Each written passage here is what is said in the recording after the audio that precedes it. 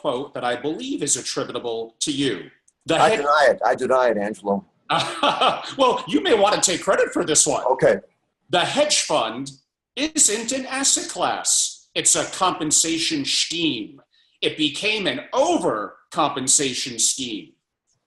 Why? Yes, let me first of all attribute where attribution is due. That is the epigram of Paul J. Isaac, who I once dedicated one of my books to him. And the dedication ran, quote, to Paul J. Isaac, comma, who somehow knows everything.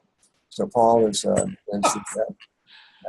founder and the chief cook and bottle washer of Arbiter Partners, a very good hedge fund. And that was his motto. So as hedge funds that started out way back in the 40s, a financial journalist whose name will come to me in any split second. Jones. Sorry?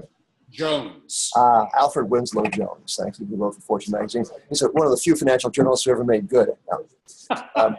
And he said that he had an idea that as the Phoenician traders took 20% of the profits from their voyages, so he, running the Jones Fund, would take 20% of the profits. He would not charge a management fee. He would be 20% of the upside was to be his. He would expect the stockholders to contribute such costs, to make such costs as he ran. But that was the beginning. Then it became 1 and 20.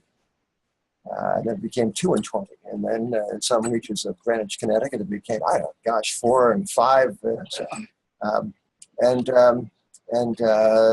And everyone had to start a hedge fund. We run on the front page of Grant's a cartoon, which some people somewhat archly say is the highlight of every issue, but I think other things are worth reading. But one of our cartoons in 2000 and perhaps 4 was it? We had the scene. Angelo was an elementary school class, and the teacher was in front, and the children were arrayed before her, and each and every one had his or her hand in the air. And the teacher is quoted saying, "All right, class, let me ask you this way. Whose mommy and daddy has not started a hedge fund this year?" So there was a positive stampede into this compensation scheme.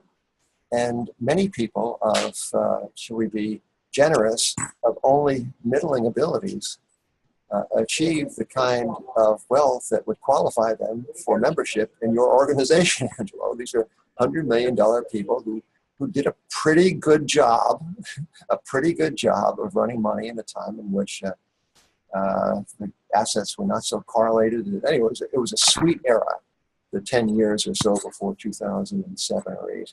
Right. And hedge funds prospered, and many people got fabulously rich. Well, then came the crisis, and then came the reaction to the crisis on the part of our monetary authorities, and then came this confounding succession of years in which the people who seem to be the smartest, the most knowing, the most dexterous of our investors have done the worst.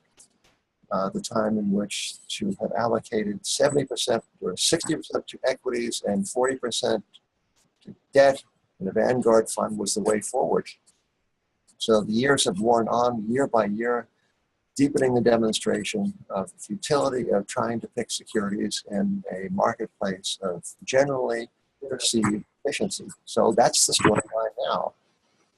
And it is a most distressing time for people who have been making their living picking securities, picking stocks and bonds, and a lot of them are folding up. In fact, the bookend cartoon we ran a couple of issues ago was the same classroom, the same scene of children raising their hands. This time people were saying, "Let me ask it this way: how many mommies and daddies have not closed a hedge fund this year?" There is a positive stampede out of the business now as assets are drained and as mediocre performance is taking its toll.